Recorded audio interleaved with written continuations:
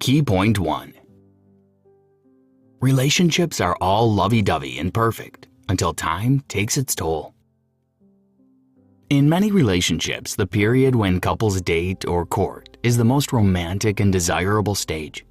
Most partners would do anything to please the other person at those times. Unfortunately, the feelings of intense love and passion only last for a while. After a few years, partners are less eager to be with each other. Why? They've gotten tired of the routine. Their next mistake is not paying enough attention. Then they slip into old habits and take each other for granted. They become mindless about their partners. You can evade this disconnection phase of the relationship if it hasn't happened, or manage it if it has. A sure way to achieve this is by practicing relationship mindfulness. A mindful relationship is one where both partners prioritize each other's needs and are particularly intentional about making their union work. We're talking about the kind of relationship where you both grow into a higher communication realm. Your focus is less on self and more on the well-being and mood of the union. Is that possible? Yes, it is. Some couples already live in that reality, and you'll learn practical tips to help you. Most marriages fail if there's no solid foundation of friendship from the start. The 25 habits we'll discuss shortly are little magical practices that ignite the spark and help couples enhance intimacy. These new habits will help you regain and retain the love and affection you had when your relationship was fresh. Key point 2. Healthy romance thrives on intentionality. For a relationship to work, the people involved must first learn what it takes to sustain it. Unfortunately, Romance 101 isn't a course we take in formal education settings. Our society doesn't value relationship training. For example, people face much more stress getting a driving license than obtaining their marriage certificate. Before getting your license, you learn how to drive, but no one tests your relationship skills before you get married. And for most of us, our parents' relationship wasn't one to emulate. So we go into love relationships clueless about everything except the butterflies in our bellies. Then reality hits. We realize every relationship needs nurturing to survive. And it's not easy to pull out because a failed relationship cuts across every aspect of life. It could lead to depression, a downward spiral in productivity, poor academic performance, or even negatively affect the kids' personalities. Many people feel stranded in relationships, but this summary comes to the rescue. We'll get into practical advice shortly. Before then, relationship expert Dr. John Gottman has something interesting for you. According to him, several factors determine how likely a relationship is to fail. They include poor communication in times of conflict, flooding, an emotional flood of stress hormones during the conflict. These rapid hormonal changes make it challenging to resolve issues unless one partner learns to self-soothe. 4 horsemen of the apocalypse: criticism, contempt, defensiveness, and stonewalling.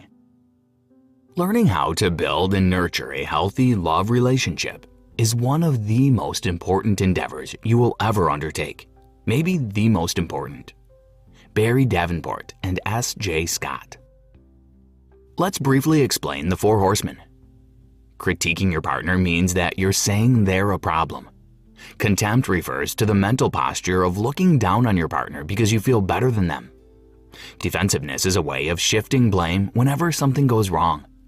Stonewalling means refusing to say anything during the conflict, reducing the chances of resolving issues quickly. Fixating on bad memories can put your relationship at risk. Did you know? When flooding occurs in a relationship, many thoughts run through the individual's mind, and their heart begins to beat faster than usual. Key point 3. Mindfulness unlocks relational health. The antonym for mindfulness is mindlessness, a situation where partners do not intentionally tend to each other's emotional needs. A mindless relationship can leave partners feeling discouraged, depressed, and unfulfilled. It eventually ends in a breakup or divorce.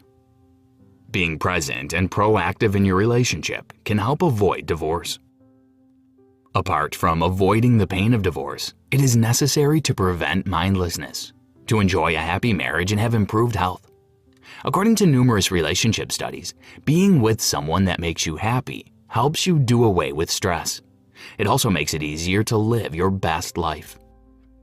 A relationship will either make the majority of your life happy or miserable. Pamela Cummins. The positive effect of mindful relationships doesn't stop at the parents. It also affects the kids. Your children are always watching. They'll unconsciously pick up your relationship habits and replicate them when they start dating. Aside from that, having loving parents will positively affect your children's well-being. Becoming mindful in relationships requires you to forsake old, unbeneficial habits and stick to new ones. Soon we'll show you healthy relationship habits to imbibe. In preparation for that, here is an 8-step plan that can help you stick to any goal or build habits with ease. Step 1. Concentrate entirely on acquiring the habit. Step 2. Take one step at a time and try focusing on learning one habit for 30 days. Don't get worried if you can't master the habits quickly. Just stay consistent. On average, it takes 21 days to build a habit, but some people need more time than that. Step 3. Link your mindful practices to habits that you have mastered. Step 4. Allocate a favorable time to practice the new habit you are trying to grasp. Step 5. Make micro commitments. Little drops make an ocean.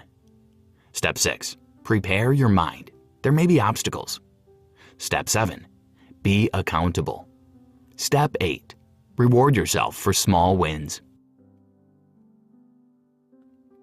Key point 4. Always make your partner a top priority. Habit 1. Make your relationship number 1. A pivotal step to prioritizing your relationship is having regular official meetings with your partner to discuss how the union can improve. Once you've agreed to hold these meetings, ensure consistency by setting a recurring date that everyone agrees on. Be open to each other during these meetings, holding nothing back. But remember that it's best to begin by praising one another for things the other person is doing well, rather than start with complaints. Also, your meetings should be when the kids are asleep or away to allow you to focus properly. Habit 2. Acquire emotional intelligence, or EQ. Your emotional quotient is as essential as your intelligence quotient. They affect your life and the outcome of your relationships. EQ is the ability to correctly interpret your emotions as well as the feelings of the people around you. Many relationship problems will solve themselves when partners develop this critical habit. And of course, it's easier said than done, but below are a few tips. Begin by deciding what part of your EQ you want to work on. For example, learning to control your emotions, becoming more empathetic, and the like. Briefly write down 3 to 5 ways you demonstrated low EQ in the past, such as getting unnecessarily angry at your partner when the problem wasn't their fault. Be honest with yourself when writing this. Take steps to develop your chosen EQ habit. Ask your partner to keep you accountable. Emotional intelligence describes our ability to handle our emotions and reply appropriately to the feelings of others. Emotional intelligence can be trickier than IQ. Your IQ is usually permanent, but your EQ changes, so you must keep developing it. The more work you put into developing habits that grow EQ, the better your relationship becomes.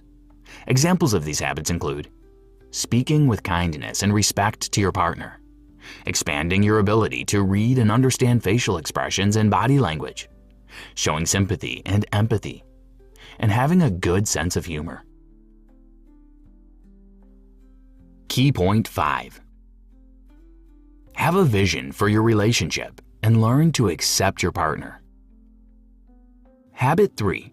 Create a relationship vision. We've all gushed over couples and hashtagged what we admired in them as relationship goals. That's awesome. But quick question. Do you and your partner have dreams as a couple? Do you have relationship goals? Setting goals for your relationship may sound strange. Still, it is a mindful habit that can help your union become more wholesome. Having relationship aspirations forces you to be more mindful of your partner and the health of your union. Developing a shared purpose from your relationship goals can also help you avoid conflicts and achieve more as a couple. To build this habit, partners need to work on their visions separately. Afterward, they can jointly work on it to obtain a mutual vision. Pen down your vision. Don't just assume mental knowledge. The same thing applies to your core values as a couple. Habit 4. Love with respect and kindness. We often find it easy to talk to our partners disrespectfully because we believe they will always be there and continue to love us. However, our partners deserve our utmost respect and kindness in words and deeds. Reminding yourself of this will help you to become more mindful. Habit 5. Never reject your partner, no matter their flaws. In the early stages of your relationship, your partner appears flawless to you, so you find it easy to accept them. However, after years together, you notice flaws you find difficult to overlook. It can be painful to realize that your once perfect and admirable partner is full of flaws. Once that reality dawns, you must avoid making each other miserable by criticizing or trying to force change. Accept that the initial lovey-dovey phase is over. Also accept your partner and help them manage their flaws as they work on becoming better. Did you know couples who sat facing one another for 3 minutes had synchronized heart rates? Says research by scientists at the University of California, Davis. Key point 6. Mindfulness in any relationship requires intimate connection. For many couples, the wedding vow is just a moment filled with touching words. But more than that, the vows should guide the union.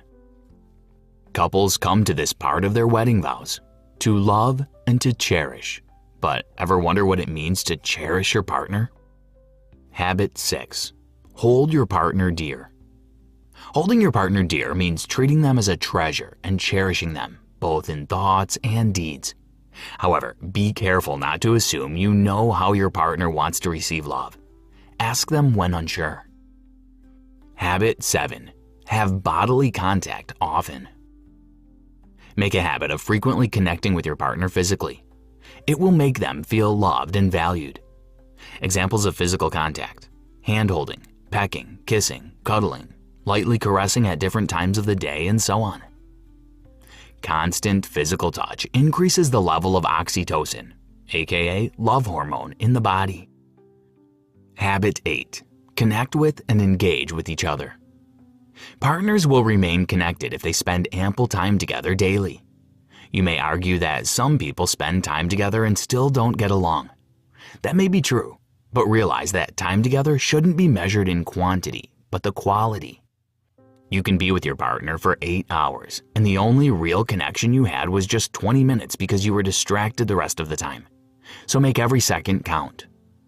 You can practice engaging your partner by actively listening to them, showing affection, touching them physically, and going on more date nights or fun activities.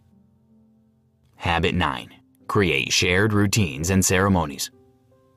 Rituals are effective for keeping your relationship from disengagement because you always have something to look forward to. Couple rituals can be anything from sending selfies when you're apart to making the bed together every morning, making dinner together, or going on vacations during anniversaries. Key point 7. Be vulnerable and willing to learn. Habit 10. Practice vulnerability. You can only enjoy a successful relationship if you feel free enough to be yourself around your partner. Sadly, many people cannot talk about their life issues with anyone, not even their partners, because they don't want to get hurt. Building a wall to guard yourself does not prevent emotional pain in relationships. Instead, it wrecks the relationship. If you're not vulnerable, your relationship will lack intimacy and you may not know your partner's real identity. Habit 11. Know your partner expertly. Once a marriage's dating and honeymoon phase is over, couples may often find it challenging to continue learning more about each other. They begin to act like they already know everything about one another, which is not true. Always be eager to learn your partner's preferences and never stop learning them. Habit 12. Know your love language. Love language is how a lover prefers to receive affection, and both partners rarely have the same language. For some people, it could be acts of service. For others, it's quality time, words of affirmation, physical touch, consistent communication, gifts, and so on. Habit 13. Heal fast when hurt. You can take a time out or get separated from your partner to relax when hurt, but don't let the hurt linger. Habit 14. Start productive conflicts. A productive conflict involves a set of purposeful but harmless processes used to iron out differences. There may be an issue you both disagree on. Instead of waiting for the day when it blows out of proportion, sit together and resolve the problem. Habit 15. Practice active listening. Listen to your partner with intentionality and with the genuineness of heart. Habit 16. Be emphatic. Always put yourself in your partner's shoes and pay attention to their feelings. Habit 17. Don't be quick to judge your partner. Avoid pointing an accusing finger at your partner when challenges of any sort arise. It's often best to work together toward a solution. Habit 18. Be sensitive. Avoid using buts. Using but reduces your partner's enthusiasm. For instance, if your partner says, "I love playing football," and you say, "Football is good, but try another sport." Even if you eventually praise their football skills, they won't listen. All they'll hear are your buts. Key point 8. Mindfulness means you are ready to work on your not-so-nice attributes. Habit 19. Be straightforward. It's understandable when partners want to avoid being direct with each other. The fear of being misunderstood is real and terrifying. Also, maybe the issue at hand gets you emotionally. So you'll prefer to find indirect communication methods. However, you're not helping your partner when you resort to that. The best solution is to discuss and explain your angle as clearly as possible. Habit 20. Learn anger management. You're able to get each other angry because you're partners. It's normal. However, remember that anger and emotionally charged confrontations in marriage contribute to blood pressure problems and heart failure. Hence, it is essential to practice anger management. Habit 21. Be intentional about your apologies. Partners must learn to take responsibility for their actions. Have the courage to make a genuine apology when you're wrong. This humility will make your partner respect you more. Also, the ability to apologize when you're wrong will strengthen your connection with your partner and increase the trust you both share. Habit 22. Improve your sex life. Talking about sex is one way to boost your sex life. It's advantageous to discuss your discomforts, reservations, and desires regarding having sex with your spouse. And yes, physical intimacy is essential to keep a relationship solid. The health benefits are numerous: decreased risk of prostate cancer, better posture, beautiful skin, low stress levels, improved memory, etc. Habit 23. Be playful. You and your partner should be able to have fun together with ease. Always come up with ideas to help you enjoy your time together. Habit 24. Don't let your smartphones take over. Smart devices are ruining relationships every day. Begin to practice habits such as no phones on the bed, no work at home, no replying to emails at home, and so on. Establishing such small rules will help you spend more quality time with your partner. Habit 25. Learn to love yourself genuinely. You can only truly love your partner the right way when you love yourself. Develop genuine self-love and self-acceptance. It will help to improve your relationship. People that spend extra me time tend to develop strong self-love that will enable them to love their partners more. Conclusion. Hopefully you enjoyed this summary and picked some wonderful lessons to implement. Every relationship has ups and downs. You can't always rely on your partner alone to uphold the union. Everyone must do their part. In many relationships, insecurity, mindlessness, neediness, and jealousy may create an imbalance. The antidote is to be intentional and ready to work on growth. We also mentioned that every individual must first take responsibility for loving themselves. Be patient enough to love yourself and work towards sustaining your love for your partner. It'll be easier that way. Consider scheduling official meetings with your partner to trash things out. Use it when challenges surface in your relationship. Also, if you realize that social media and smart devices are taking the place of intimacy in your union, put away the phones. Be more intentional. Incorporating mindful habits into your relationship can take a while, and honestly, it can be challenging. But your relationship will be successful if you're determined to drop old habits and act appropriately. You've chosen your partner above every other person in the world. Make up your mind to work hard at building a more mindful relationship, no matter how hard it is. Cheers to a successful relationship with your partner. Feel free to revisit this piece repeatedly if you need reminders on some points or want to read them with your partner. Try this. Write down what you both love and appreciate about each other. Then reserve time to read those qualities aloud to your partner, telling them why you value their presence in your life.